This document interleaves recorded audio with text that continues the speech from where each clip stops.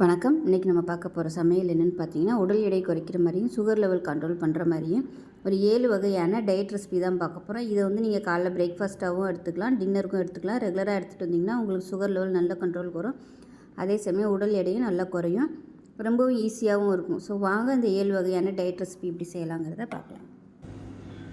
இப்போ ஒரு பேன் எடுத்துக்கலாம். இதில் ஒரு 2 டேபிள் ஸ்பூன் அளவுக்கு நல்லெண்ணெய் சேர்த்துக்கலாம். எண்ணெய் சூடானதும் நான் இந்த டம்ளரில் அளந்து எடுத்துக்கேன். ஏதாவது ஒரு மெஷரிங் கப் எடுத்துக்கோங்க. இந்த டம்ளரில் அரை டம்ளர் அளவுக்கு கடலைப்பருப்பு சேர்த்துருக்கேன். சேர்த்து நல்லா வறுத்து விட்டுக்கலாம். அடுப்பு மீடியத்தில் இருக்கட்டும். இது கூடவே 1/4 டம்ளர் அளவுக்கு உளுந்து சேர்த்துக்கலாம். இதில் 2 டேபிள் ஸ்பூன் வர கொத்தமல்லி, அதாவது தனியா விதை சேர்த்துக்கலாம்.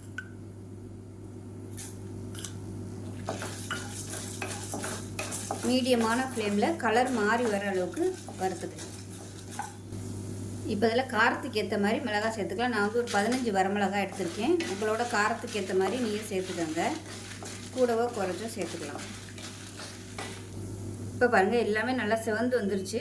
இப்போ இறக்க போயில் ஒரு அரை டேபிள் ஸ்பூன் அளவுக்கு சீரகம் சேர்த்து நல்லா பரட்டி விட்டுக்கலாம்.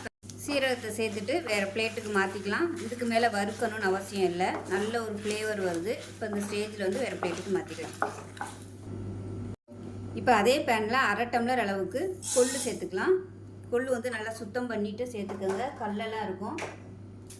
இப்போ இதையும் நல்லா வறுத்துக்கலாம். இது நல்லா படபடன்னு வெடிக்கும். அந்த ஸ்டேஜ் வரைக்கும் வறுத்துக்கலாம். கொள்ளு நல்லா வறுபட்டுருச்சு, வெடிக்க ஆரம்பிக்குது. இதை வேறு பிளேட்டுக்கு மாற்றிக்கலாம். இப்போ அரை டம்ளர் அளவுக்கு ஃப்ளாக்ஸ் சீட் எடுத்துக்கலாம். அதாவது ஆளி விதை. இது டிபார்ட்மெண்ட் ஸ்டோரில் ஈஸியாகவே கிடைக்கும். 100 கிராம் 29 ரூபா தான். இப்போ ஃப்ளாக்ஸ் சீட் நல்லா வறுத்துக்கலாம். நல்லா படபடன்னு வெடிக்கும். அதனால் ஒரு மூடியை போட்டு மூடி வச்சுருங்க. இப்போ வெடிக்குது. இந்த ஸ்டேஜில் அடுப்பு நல்லா குறைச்சி வச்சுட்டு மூடி வச்சிடலாம். அப்பப்போ கிளறி விட்டுக்கலாம். இல்லைன்னா எல்லாமே தெரித்து வெளியே விழுந்துடும். இந்த மாதிரி மூடியை வச்சுக்கிட்டே கிளறி விட்டுக்கலாம். எல்லாமே நல்லா வெடிக்க ஆரம்பிக்கணும். இப்போ பாருங்கள், எல்லாமே நல்லா வெடிக்க ஆரம்பிச்சிருச்சு. இந்த ஸ்டேஜில் அமர்த்திட்டு இதை வேறு பிளேட்டுக்கு மாற்றிக்கலாம். இப்போ கொஞ்சமாக ஒரு 2 சொட்டு எண்ணெய் விட்டுட்டு நல்லா ஒரு கைப்பிடி அளவுக்கு கருவேப்பிலை சேர்த்துக்கலாம். சேர்த்துட்டு இதையும் நல்லா மொறுமொறுன்னு வறுத்துக்கலாம். இப்போ பாருங்கள், கருவேப்பிலை நல்லா மொறுமொறுன்னு வந்துருச்சு. இதையும் வேறு பிளேட்டுக்கு மாற்றிக்கலாம். இப்போ கொஞ்சமாக எண்ணெய் விட்டுக்கலாம். விட்டுட்டு ஒரு சின்ன நெல்லிக்காய் சைஸுக்கு புளி சேர்த்துக்கலாம். சேர்த்துட்டு இதையும் நல்லா வதக்கிக்கலாம். இப்போ பார்த்திங்கன்னா ஒரு 6 பல் நல்ல பெரிய பல்லாக பூண்டு நச்சு வச்சுருக்கேன். இதையும் சேர்த்துக்கலாம். இதுவும் பார்த்திங்கன்னா உங்களுக்கு நல்லா கொழுப்புகளை கரைக்கும் பூண்டு. இப்போ இதையும் சேர்த்து நல்லா வறுத்துக்கலாம்.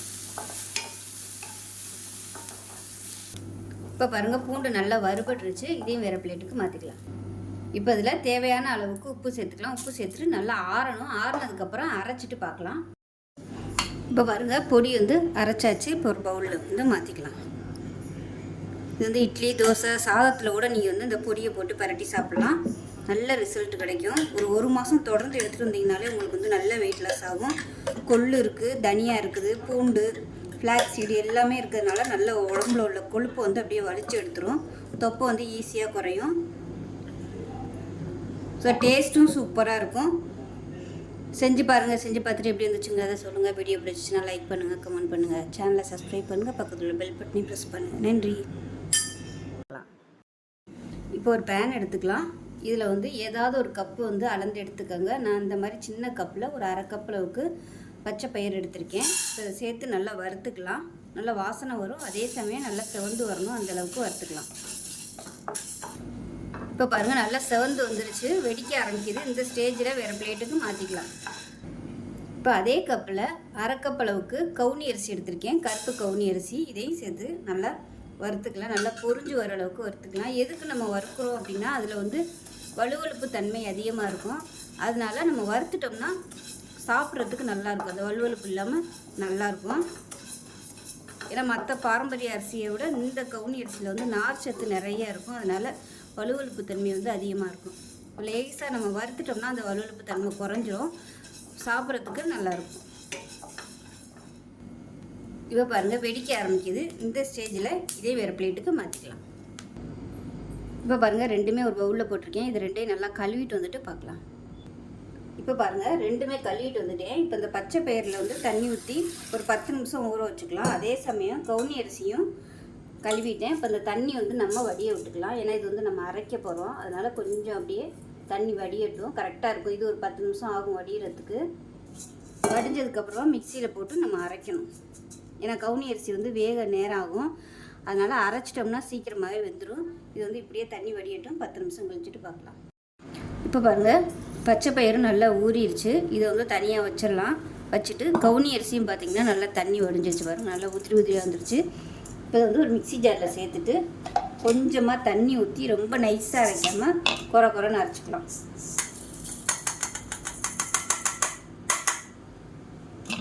இப்போ இதில் கொஞ்சமாக தண்ணி விட்டுக்கலாம்.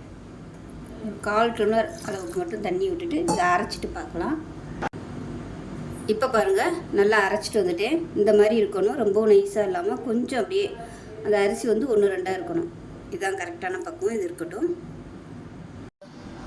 இப்போ பாருங்கள் ஊற வச்சுருந்தா பச்சை பயிர் வந்து அப்படியே நம்ம சேர்த்துக்கலாம். ஊற வைக்காமல் சேர்த்தோம்னா 1-2 பச்சை பயிர் வந்து கடுக்கடுக்குன்னு இருக்கும். அதுக்காக கொஞ்சம் நல்லா ஊற வச்சிட்டோம்னா நல்லாயிருக்கும். விசில் விட்டு வரையில் நல்லாயிருக்கும் வெந்து. நம்ம அரைச்சி வச்சுருக்க அந்த கவுனி அரிசியும் சேர்த்துக்கலாம்.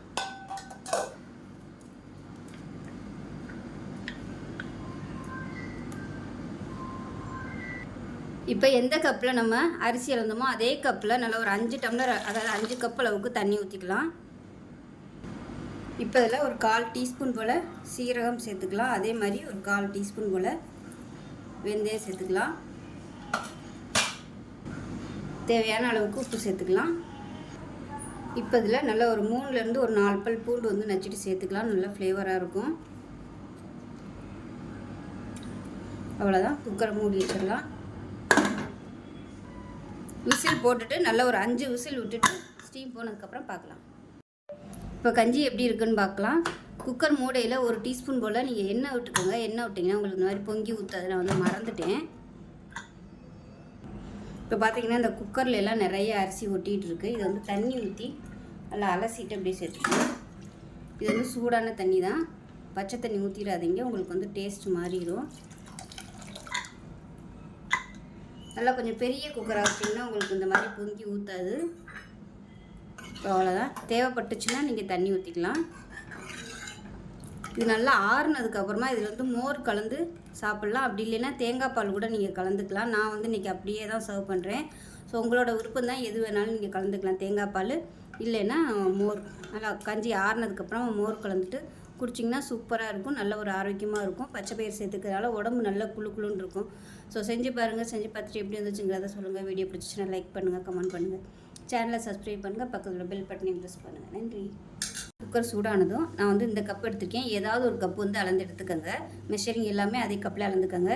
ஸோ இந்த கப்பில் பார்த்திங்கன்னா பச்சை பயிர் எடுத்திருக்கேன். இதை வந்து சேர்த்துக்கலாம். சேர்த்துட்டு வறுத்துக்கலாம். நல்லா வாசனை வர அளவுக்கு வறுத்துக்கலாம். இப்போ பாருங்கள் பச்சை பயிறு நல்லா செவக்க ஆரம்பிச்சிருச்சு. அதே சமயம் நல்ல வாசனை வருது. இப்போ இதை வேறு பிளேட்டுக்கு மாற்றிக்கலாம். இப்போ அதே கப்பில் ஒரு கப் அளவுக்கு காட்டியான அரிசி எடுத்திருக்கேன். இப்போ அதையும் சேர்த்து நல்லா வறுத்துக்கலாம்.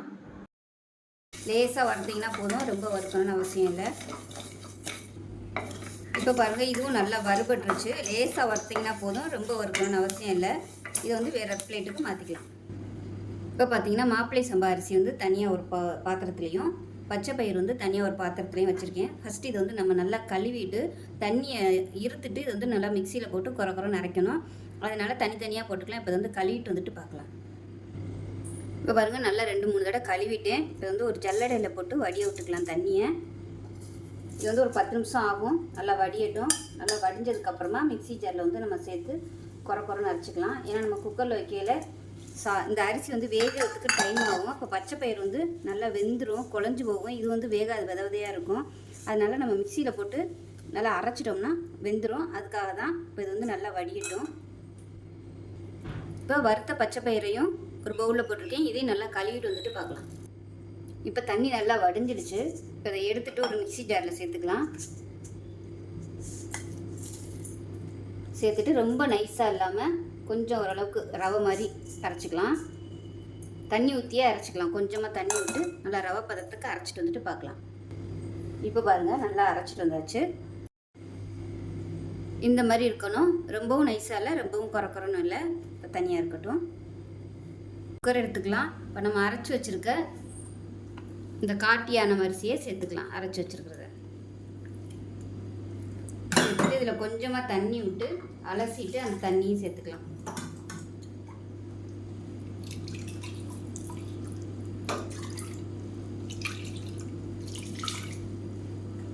இப்போ பச்சை பயிர் வந்து கழுவி வச்சுருக்கோம் இல்லையா, அந்த பச்சை பயிரையும் சேர்த்துக்கலாம். பச்சை பயிரையும் 1-2 உடைக்கிறதுனாலும் உடைச்சிக்கலாம், உங்களோட விருப்பம்தான்.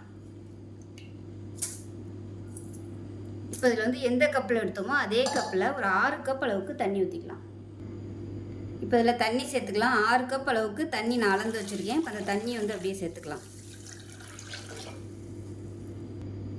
இப்போ இதில் 1 டீஸ்பூன் போல் வெந்தயம் சேர்த்துக்கலாம். அதே மாதிரி 1 டீஸ்பூன் போல் சீரகம் சேர்த்துக்கலாம். 5 பல் பூண்டு வந்து தட்டி வச்சுருக்கேன், அதை சேர்த்துக்கலாம். இப்போ இதை நல்லா கலந்து விட்டுக்கலாம்.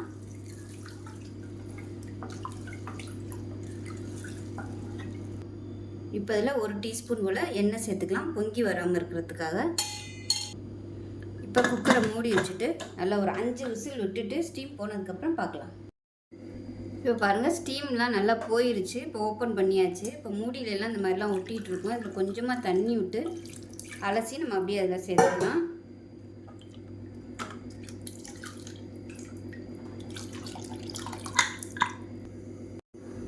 இப்போ கேஸ் ஆன் பண்ணிவிட்டு இது வந்து நல்லா கலந்து விட்டுட்டு மறுபடியும் கொதிக்க விட்டுக்கலாம். ஏன்னா தண்ணி ஊற்றிருக்கோம், அதனால் நல்லா கொதிக்கட்டும். இப்போ இதில் உப்பு சேர்த்துக்கலாம். நான் இன்னும் உப்பு சேர்க்கலை, அதனால் 1 டீஸ்பூன் போல் கல் உப்பு சேர்த்துருக்கேன். கரைஞ்சதும் பத்தலைன்னா அப்புறம் சேர்த்துக்கலாம். இப்போ பாருங்கள், நல்லா கொதிச்சிருச்சு. இப்போ வந்து தேங்காய் பால் சேர்த்துக்கலாம். நல்லா கெட்டியான தேங்காய் பால் எடுத்து வச்சுருக்கேன். அந்த தேங்காய் பாலை சேர்த்துக்கலாம். சேர்த்துட்டு கேஸ் அமர்த்திடுங்க, கொதிக்க விட வேணாம். கேஸ் அமர்த்திட்டேன். இப்போ வந்து கலந்து விட்டுக்கலாம். அவ்வளோதான், அருமையான பச்சை பயிறு காட்டியான அரிசி கஞ்சி ரெடி ஆயிடுச்சு. ரொம்ப ஆரோக்கியமான ரெசிபி. உடம்புக்கு வந்து நல்ல ஸ்ட்ரென்த்தும் கொடுக்கும், அதே சமயம் நல்ல குளிர்ச்சியும் கொடுக்கும். காலையில் இட்லி தோசைக்கு பதிலாக இது மாதிரி ஹெல்த்தியாக செஞ்சு சாப்பிடுங்க. இதோட ஒரு துவையல் வச்சு சாப்பிட்டிங்கன்னா அருமையாக இருக்கும். இது ஆறுச்சுன்னா உங்களுக்கு நல்லா கெட்டி போட்டுரும். ஸோ இதோட உங்களுக்கு கெட்டியாக வேணும்னாலும் நீங்கள் தண்ணி வந்து கம்மியாக வச்சுக்கோங்க. ஸோ இது வந்து குடிக்கிற பதத்துக்கு இருக்கும், ஆறும்போது கரெக்டாக வந்துடும். ஸோ செஞ்சு பாருங்கள். செஞ்சு பார்த்துட்டு எப்படி வந்துச்சுங்கிறத சொல்லுங்கள். வீடியோ பிடிச்சிச்சுன்னா லைக் பண்ணுங்கள், கமெண்ட் பண்ணுங்கள், சேனலை சப்ஸ்கிரைப் பண்ணுங்கள், பக்கத்தில் உள்ள பெல் பட்டனையும் ப்ரெஸ் பண்ணுங்கள். நன்றி. அது எப்படி செய்யலாங்கிறத பார்க்கலாம். இப்போ ஒரு பேன் எடுத்துக்கலாம். இதில் வந்து 1 டேபிள் ஸ்பூன் வெந்தயம் சேர்த்துக்கலாம். இப்போ இதை நல்லா செவந்து வர அளவுக்கு வறுத்துக்கணும். அதே சமயம் கருக விட்டுறக்கூடாது. இந்த மாதிரி வறுத்து நம்ம பொடி செஞ்சு சாப்பிடும்போது கசப்பு தன்மை வந்து கொஞ்சம் குறையும். ரொம்ப கருக விட்டிங்கன்னா கசப்பு தன்மை வந்துடும். இப்போ பாருங்கள், வெந்தயம் நல்லா செவந்து வந்துருச்சு. இது வேறு பிளேட்டுக்கு மாற்றிக்கலாம். இப்போ 1 டேபிள் ஸ்பூன் வர கொத்தமல்லி சேர்த்துக்கலாம், அதாவது தனியா விதை. இப்போ இதையும் நல்லா வாசனை வர அளவுக்கு வறுத்துக்கலாம். மல்லி நல்லா வறுபட்டுருச்சு, நல்லா ஒரு வாசனை வருது. இதையும் வேறு பிளேட்டுக்கு மாற்றிக்கலாம். 1 டேபிள் ஸ்பூன் சீரகம் சேர்த்துக்கலாம். இதையும் நல்லா வறுத்துக்கலாம். சீரகம் நல்லா சவக்க ஆரம்பிச்சிருச்சு. இதையும் வேறு பிளேட்டுக்கு மாற்றிக்கலாம். இப்போ இதில் ரொம்ப லேசான பட்டை வந்து ஒரு 6 பீஸ் எடுத்துருக்கேன். இதையும் சேர்த்து வறுத்துக்கலாம். பட்டை நல்லா வறுபட்டுருச்சு. இதையும் வேறு பிளேட்டுக்கு மாற்றிக்கலாம். இப்போ பாருங்கள், இது எல்லாத்தையுமே நல்லா வறுத்தாச்சு. இது நல்லா ஆறுனதுக்கப்புறம் மிக்ஸி ஜாரில் போட்டு நல்லா நைஸாக அரைச்சிக்கலாம்.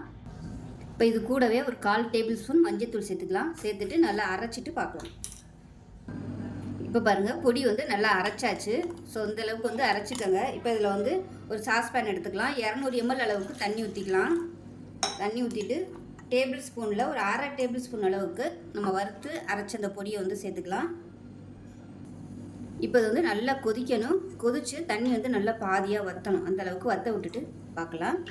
இந்த பொடியை வந்து ஒரு டப்பாவில் ஸ்டோர் பண்ணி வச்சுக்கிட்டிங்கன்னா நம்ம வேணுங்கிற சமயம் எடுத்து யூஸ் பண்ணிக்கலாம். நான் வந்து இன்றைக்கி கொஞ்சம் அளவாக தான் யூஸ் பண்ணியிருக்கேன். நீங்கள் வந்து இதையே டபுள் மடங்காக எடுத்து வச்சுக்கிட்டிங்கன்னா ஒரு வாரத்துக்கு நீங்கள் கொஞ்சம் கொஞ்சமாக போட்டு யூஸ் பண்ணிக்கலாம். இப்போ பாருங்கள், நம்ம ஊற்றின தண்ணி வந்து நல்லா பாதியாக வற்றிருச்சு. இப்போ இது வந்து வடிகட்டிக்கலாம். ஒரு கிளாஸ் எடுத்துக்கலாம். கிளாஸில் வந்து வடிகட்டிக்கலாம். இந்த கஷாயத்தை காலையில் வந்து வெறும் வயிற்றில் சாப்பிட்டு வந்தீங்கன்னா உங்களுக்கு வந்து உடல் எடை குறையும், சுகரும் நல்ல கண்ட்ரோலுக்கு வரும். ஸோ கண்டிப்பாக எல்லாருமே செஞ்சு பாருங்கள். இதில் உள்ள பொருட்கள் எல்லாமே உடல் எடை வந்து குறைக்கும், கொழுப்பு சத்தையும் குறைக்கும், சுகர் லெவலையும் நல்லா கண்ட்ரோல் பண்ணும். ஸோ செஞ்சு பாருங்கள். செஞ்சு பார்த்துட்டு எப்படி வந்துச்சுங்கிறத சொல்லுங்கள். வீடியோ பிடிச்சின்னா லைக் பண்ணுங்கள், கமெண்ட் பண்ணுங்கள், சேனலை சப்ஸ்கிரைப் பண்ணுங்கள், பக்கத்தில் உள்ள பெல் பட்டனையும் ப்ரெஸ் பண்ணுங்கள். நன்றி. ஒரு குக்கர் எடுத்துக்கலாம். ஒரு கை அளவுக்கு கடலைப்பருப்பு, ஒரு 2 டேபிள் ஸ்பூன் பாசிப்பருப்பு எடுத்துருக்கேன். அதை நல்லா 2-3 தடவை கழுவிட்டு ஒரு குக்கரில் இதை சேர்த்துக்கலாம். டைம் இருந்தால் ஒரு 10 நிமிஷம் ஊற வச்சுக்கோங்க.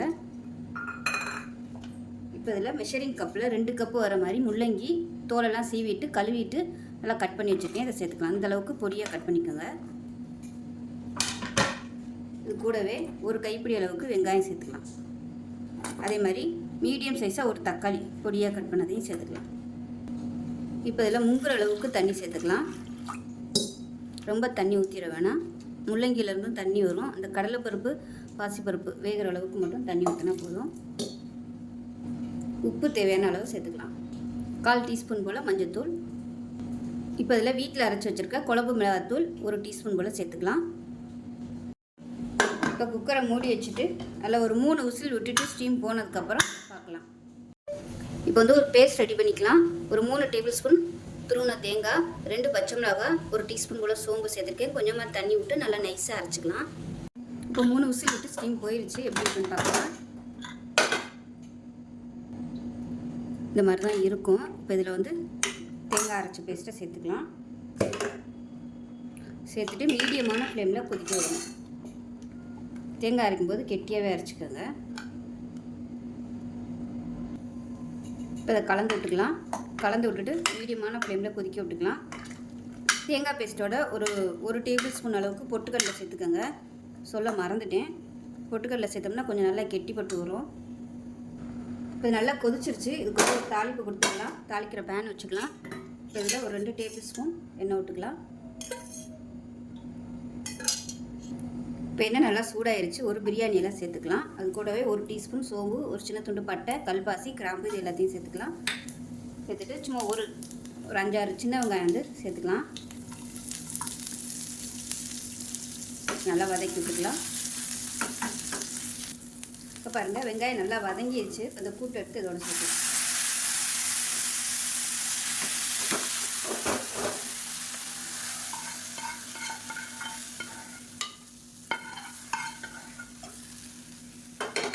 அவ்வளோதான், அருமையான முள்ளங்கி மசாலா கூட்டு ரெடி ஆயிடுச்சு. இதை வந்து நீங்கள் அப்படியே சாதத்தில் போட்டு பரட்டி சாப்பிட்டாலும் நல்லாயிருக்கும், சப்பாத்தி தொட்டு சாப்பிட்டாலும் நல்லாயிருக்கும். அருமையான ஒரு ரெசிபி. டயட்டில் இருக்கிறவங்க, அதாவது டயபெட்டிக்காக இருக்கிறவங்க முள்ளங்கி வந்து அதிகமாக எடுத்துக்கலாம். இதை வந்து அப்படியே கூட நீங்கள் எடுத்து சாப்பிட்லாம்.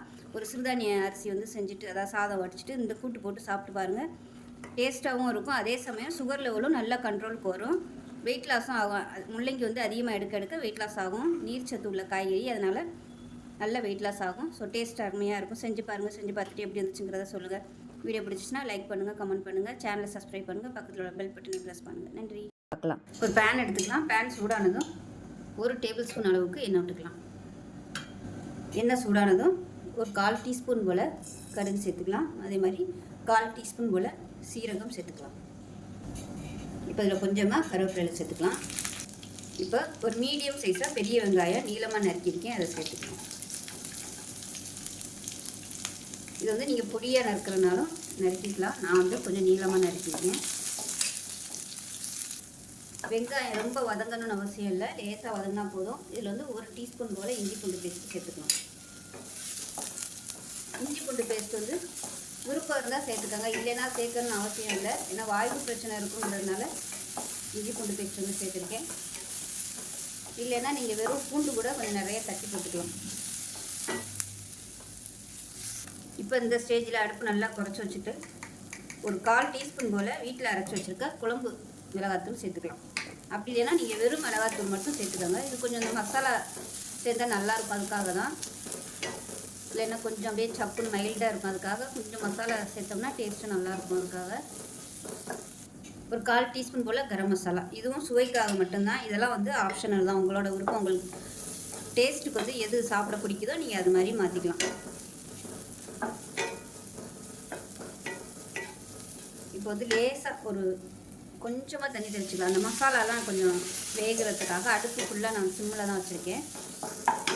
தண்ணி வந்து லேசாக தெளிச்சு விட்டுக்கலாம். இந்த அளவுக்கு தண்ணி தெளிச்சிங்கன்னா போதும்.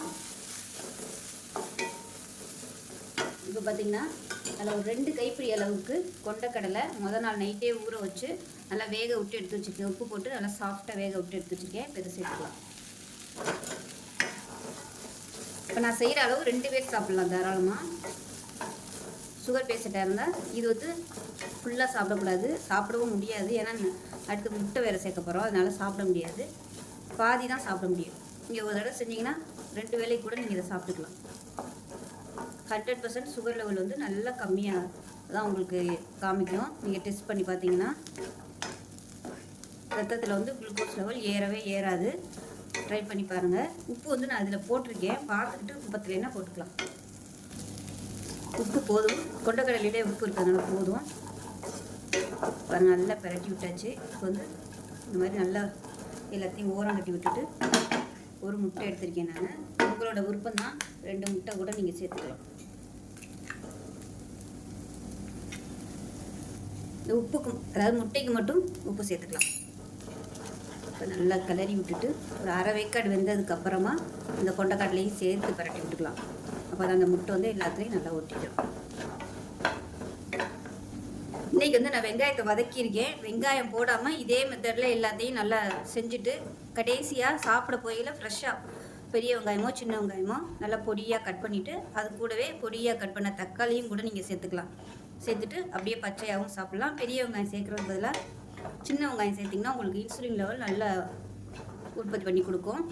சுகரும் நல்லா கண்ட்ரோல் ஆகும் சின்ன வெங்காயம் சேர்த்திங்கன்னா. பாருங்கள், எல்லாமே நல்லா கொட்டிட்டு வந்துருச்சு. அவ்வளோதான், அமர்த்திடும். அருமையான கொண்டக்கடலை முட்டை மசாலா ரெடி ஆயிடுச்சு. வந்து காலையில் ஒரு வேளை வந்து நீங்கள் எடுத்துக்கலாம் இட்லி தோசைக்கு பதிலாக. இதை வந்து ஒரு கப் அளவுக்கு சாப்பிட்டுட்டு ஒரு 2 மணி நேரம் கழித்து நீங்கள் டெஸ்ட் எடுத்து பாருங்கள். சுகர் லெவல் கண்டிப்பாக நார்மலாக தான் இருக்கும். ஹையில் வந்து ஏறவே ஏறாது. எவ்வளோ சாப்பிட்டதுக்கப்புறம் உங்களுக்கு சுகர் அதிகமாக ஏறுது அப்படின்னு கவலைப்பட்டிங்கன்னா இந்த ரெசிபி வந்து ட்ரை பண்ணிவிட்டு நீங்கள் டெஸ்ட் எடுத்து பாருங்கள். 100% உங்களுக்கு வந்து நார்மலில் தான் காமிக்கும். அதே போல் காலையில் எந்திரிச்சதும் நீங்கள் வந்து காஃபி டீ எல்லாம் சாப்பிடக்கூடாது. நேரடியாக வந்து இதை தான் சாப்பிடணும். நீங்கள் ஒரு 8 மணியை போல் இந்த ஃபுட்டை எடுத்துகிட்டு டெஸ்ட் பண்ணி பார்த்தீங்கன்னா சுகர் லெவல் கம்ப்ளீட்டாக உங்களுக்கு வந்து நல்லா நார்மலில் தான் காமிக்கும். செஞ்சு பாருங்கள். செஞ்சு பார்த்துட்டு எப்படி வந்துச்சுங்கிறத சொல்லுங்கள். இது வந்து சுகர் பேஷண்ட்டுன்னு மட்டும் இல்லை, எல்லாருமே சாப்பிட்லாம். சின்னவங்கலேருந்து பெரியவங்க வரைக்கும் இந்த மாதிரி செஞ்சு கொடுங்க, விரும்பி சாப்பிடுவாங்க. சாயந்தரம் பிள்ளைகளுக்கு ஸ்நாக்ஸாக கூட நீங்கள் இந்த மாதிரி செஞ்சு கொடுத்தீங்கன்னா நல்லா டேஸ்ட்டாக இருக்கும், சாப்பிடுவாங்க. ஸோ ஒரு வித்தியாசமான ரெசிபி செஞ்சு பாருங்கள். வெயிட் லாஸ் பண்ணணும்னு நினைக்கிறவங்களும் இதை வந்து எடுத்துக்கிட்டிங்கன்னா உங்களுக்கு வந்து இது ஃபுல்லாகவே ப்ரோட்டீன் தான், கார்போஹைட்ரேட் கிடையாது. அதனால் வெயிட் வந்து நல்லா லாஸ் ஆகும். ஒரு வேளையாவது நீங்கள் இந்த மாதிரி சாதம் இட்லி தோசை சாப்பிட்றதால சாப்பிட்லாம். செஞ்சு பாருங்கள். செஞ்சு பார்த்துட்டு எப்படி வந்துச்சுங்கிறத சொல்லுங்கள். வீடியோ பிடிச்சினா லைக் பண்ணுங்கள், கமெண்ட் பண்ணுங்கள், சேனலை சப்ஸ்கிரைப் பண்ணுங்கள், பக்கத்தில் உள்ள பெல் பட்டனை ப்ரெஸ் பண்ணுங்கள். நன்றி. இப்போ ஒரு பேன் எடுத்துக்கலாம். இதில் பார்த்தீங்கன்னா இந்த கப்பில் 1 கப் அளவுக்கு சீரகம் எடுத்துக்கலாம். இப்போ இது வந்து நல்லா வாசனை வர அளவுக்கு வறுத்துக்கலாம். அளவு பார்த்திங்கன்னா ஏதாவது ஒரு கப் எடுத்துக்கோங்க. சரிக்கு சமமாக தான் எடுக்கணும். சீரகம் எந்த அளவுக்கு எடுக்கிறோமோ அதே அளவுக்கு வந்து சுண்டை வத்தல். நான் எடுத்துருக்க சுண்டை வத்தல் பார்த்திங்கன்னா உப்பு இல்லாதது, கடைகள்லேயே கிடைக்கும். உப்பு போட்டது உப்பு இல்லாததுன்னு 2 சுண்டை வத்தல் வச்சுருப்பாங்க. உப்பு இல்லாததாக பார்த்து வாங்கிக்கோங்க. இது நல்லா வாசனை வரணும், அந்தளவுக்கு வறுத்துக்கலாம். இப்போ பாருங்கள், இது நல்லா வறுபட்டுருச்சு. இதை வேறு பிளேட்டுக்கு மாற்றிக்கலாம். இப்போ சீரகத்தை வந்து வேறு பிளேட்டுக்கு மாற்றிட்டேன். இப்போ எந்த கப்பில் எடுத்தோமோ அதே கப்பில் உப்பு இல்லாத சுண்டை வத்தல் எடுத்திருக்கேன். இப்போ இதை வந்து வறுத்துக்கலாம். இப்போ பாருங்கள், நல்லா வறுத்துட்டேன். அப்படியே வெடிக்க ஆரம்பிக்குது பாருங்கள். ஒன்று அப்படியே நல்லா அப்படியே வெடிக்கும். ஸோ இந்த ஸ்டேஜ் வந்து வர வரைக்கும் நல்லா வறுத்து விட்டுக்கோங்க. பாருங்கள், அதுவாக அப்படியே வெடிக்கும். அப்போ நல்லா வறுபட்டுருச்சுன்னு அர்த்தம். இப்போ வந்து வேறு பிளேட்டுக்கு மாற்றிக்கலாம். இப்போ இது நல்லா ஆறணும். ஆறுனதுக்கப்புறம் ஈரம் இல்லாத மிக்ஸி ஜாரில் போட்டு நல்லா நைஸாக பொடிச்சிட்டு பார்க்கலாம். இப்போ ஒரு பேன் எடுத்துக்கலாம். இதில் வந்து நல்லா 150 ml அளவுக்கு தண்ணி சேர்த்துக்கலாம். இப்போ இதில் நம்ம வறுத்து அரைச்ச பொடியிலேருந்து 1 டேபிள் ஸ்பூன் அளவு மட்டும் எடுத்துக்கலாம். இதை அந்த தண்ணியில் சேர்த்துக்கலாம். சேர்த்துட்டு கேஸ் ஆன் பண்ணிடுங்க. ஆன் பண்ணிட்டு நல்லா கலந்து விட்டுடலாம். கலந்து விட்டுட்டு இது வந்து நல்லா பாதியாக கொதித்து வற்றணும். அந்த அளவுக்கு நான் வற்ற விட்டுட்டு பார்க்கலாம். இந்த பொடியை ஒரு டப்பாவில் ஸ்டோர் பண்ணி வச்சுக்கிட்டிங்கன்னா உங்களுக்கு தாராளமாக 1 மாதத்துக்கு வரும். அதுக்கப்புறம் நம்ம ஃப்ரெஷ்ஷாக மறுபடியும் பிடிச்சி வச்சுக்கலாம். இது வெளியிலே வச்சுருந்தாலும் ஒன்றும் கெட்டு போகாது. இந்த கஷாயம் காலையில் வெறும் வயிற்றுலையும் சாயந்தரமும் குடிச்சிட்டு வரும்போது சுகர் லெவல் வந்து நல்ல கண்ட்ரோலுக்கு வரும். பேலன்ஸ்லேயே இருக்கும், கூட விடாது. சுகர் லெவல் வந்து கூட விடாது. இப்போ பாருங்கள், தண்ணி நல்லா கொதிச்சிருச்சு. கொதிச்சு கொஞ்சம் நல்லா வத்திருச்சு. இப்போ அமர்த்திடலாம். நல்லா கொதி வர ஆரம்பிக்கையில் அடுப்பு வந்து நல்லா குறைச்சி வச்சிடணும். மீடியமான ஃப்ளேமில் நல்லா அப்படியே கொதிச்சு வற்றணும். இப்போ நல்லா கொதிச்சிருச்சு, வடிகட்டிக்கலாம். இப்போ நமக்கு அருமையான கஷாயம் ரெடி ஆயிடுச்சு. ரத்த சோகை பீரியட்ஸ் பிரச்சனை இந்த மாதிரி இருக்கிறவங்க இதை வந்து ரெகுலராக எடுத்துகிட்டு வந்தீங்கன்னா உங்களுக்கு அந்த பிரச்சனை எல்லாமே சரியாகும். சீரகம் சுண்டவத்தல் பெனிஃபிட்ஸ் என்னங்கிறத டிஸ்கிரிப்ஷனில் கொடுத்துருக்கேன். விருப்பப்பட்டவங்க செக் பண்ணி பார்த்துக்கோங்க. ஸோ இந்த வீடியோ பிடிச்சிச்சின்னா லைக் பண்ணுங்கள், கமெண்ட் பண்ணுங்கள், சேனலை சப்ஸ்கிரைப் பண்ணுங்கள், பக்கத்தில் பெல் பட்டனை ப்ரெஸ் பண்ணுங்கள். நன்றி. எப்படி செய்யலாங்கிறத பார்க்கலாம். இப்போ ஒரு குக்கர் எடுத்துக்கலாம். தேவையான அளவுக்கு எண்ணெய் விட்டுக்கலாம். எண்ணெய் வந்து கம்மியாக விட்டிங்கன்னா போதும். எண்ணெய் சூடாகவும் 1 டீஸ்பூன் போல் சீரகம் சேர்த்துக்கலாம். 1 டீஸ்பூன் போல் வெந்தயம் சேர்த்துக்கலாம். இப்போ இதில் பொடியாக கட் பண்ண வெங்காயம் சேர்த்துக்கலாம். நான் வந்து இன்றைக்கி பெரிய வெங்காயம் தான் எடுத்திருக்கேன். சின்ன வெங்காயமும் எடுத்துக்கலாம் நீங்கள். இது கூடவே ஒரு 10 பல் பூண்டு சேர்த்துக்கலாம். வெங்காயம் பூண்டு லேசாக வதங்கினதும் மெஷரிங் கப்பில் 1/4 கப் அளவுக்கு சம்பா ரவை எடுத்துருக்கேன். இதை சேர்த்துக்கலாம். இதை சேர்த்துட்டு வறுத்துக்கலாம். இப்போ இதில் முளைக்கட்டிய பச்சை பயிர் சேர்த்துக்கலாம். இப்போ எந்த அளவுக்கு நம்ம சம்பா ரவை எடுத்தோமோ அதே அளவுக்கு 1/4 கப் அளவுக்கு முளைக்கட்டிய பயிர் எடுத்திருக்கேன். நீங்கள் முழு பயிராக சேர்க்குறதுனாலும் சேர்த்துக்கலாம். நான் வந்து நல்லா முளைக்கட்டி சேர்த்துருக்கேன். இப்போ இதையும் சேர்த்து நல்லா வறுத்து விட்டுக்கலாம். இது நல்லா வறுபட்டுருச்சு. இப்போ எந்த கப்பில் எடுத்தோமோ அதே கப்பில் நல்லா ஒரு 8 கப் அளவுக்கு தண்ணி ஊற்றிக்கலாம். இப்போ 8 கப் அளவுக்கு தண்ணி ஊற்றியாச்சு. இப்போ நல்லா கலந்து விட்டுட்டு உப்பு சேர்த்துக்கலாம்.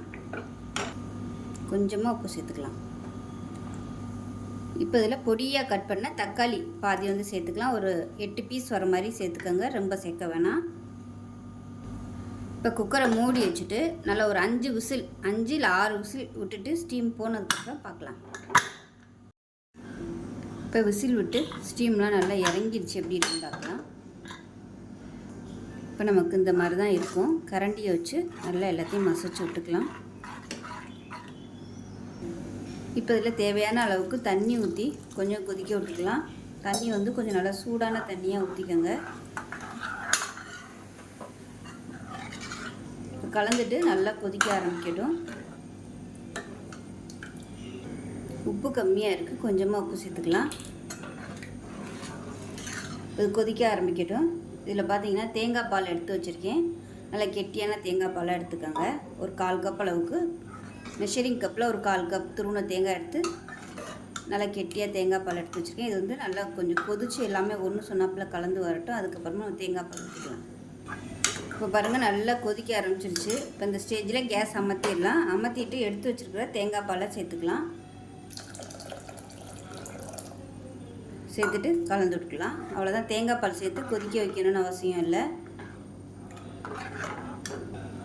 இப்போ இதில் காரத்துக்கு தேவையான அளவு மிளகுத்தூள் சேர்த்துக்கலாம்.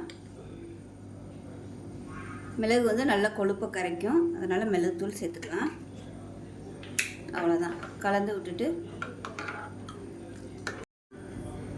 இப்போ நமக்கு அருமையான சம்பா ரவை கோதுமையும் பச்சை பயிரும், அதாவது முளைக்கட்டின பச்சை பயிரும் வச்சு ஒரு அருமையான கஞ்சி ரெடி பண்ணிட்டோம். டேஸ்ட்டு சூப்பராக இருக்கும். சின்னவங்கலேருந்து பெரியவங்க வரைக்கும் குடிக்கலாம். உடம்பு நல்ல ஸ்ட்ரென்த்து கொடுக்கும். வெயிட் லாஸ் பண்ணணும்னு நினைக்கிறவங்க தாராளமாக இதை வந்து காலையிலே நைட்டுக்கும் ட்ரை பண்ணிங்கன்னா நல்ல வெயிட் லாஸ் ஆகும். கொழுப்பு வந்து கரைச்சி எடுத்துரும். ஸோ செஞ்சு பாருங்கள். செஞ்சு பார்த்துட்டு எப்படி வந்துச்சுங்கிறத சொல்லுங்கள். வீடியோ பிடிச்சிச்சின்னா லைக் பண்ணுங்கள், கமெண்ட் பண்ணுங்கள், சேனலை சப்ஸ்கிரைப் பண்ணுங்கள், பக்கத்தில் பெல் பட்டனையும் ப்ரெஸ் பண்ணுங்கள். நன்றி.